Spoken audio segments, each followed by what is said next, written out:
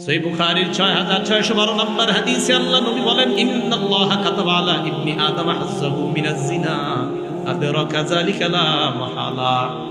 আদম সন্তানকে আল্লাহ জিনার পরীক্ষা দ্বারা পরীক্ষা করবেন, কোনো সন্দেহ নাই।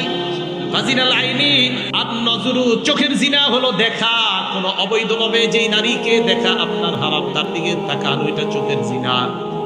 বর্তমান জামানায় হয়ে গেছে কি কথা কয়, মুখ না ঢাকলেও নারীর পর্দা হয়ে যায়।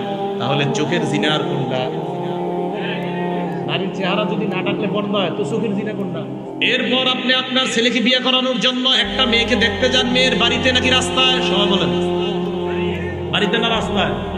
কেন বাড়িতে যাবেন? এখন তো সহজ হয়ে গেছে, মুখ যেহেতু খোলা রাখার কোনো ব্যাপার না, চা দোকানের সামনে দেখলেই তো হয়। দেখে নেবেন চা দোকানের সামনে, কলেজের বাইরে দেখবেন, শেষ। হ্যাঁ, টাকাও বাঁচবো, এই তো সুন্দর কথা। কয় টাকাও বাঁচবো, সুন্দর কথা। আব্বারে বলবে, আব্বা চা স্টলের সামনে দেখছি। তাহলে বলেন মুখ ঢাকতে হবে কিনা? আরে মুখ ঢাকতে হবে বলেই তো ছেলে সামান্য সময়ের জন্য ওই দিন মেয়েটাকে দেখা যায়।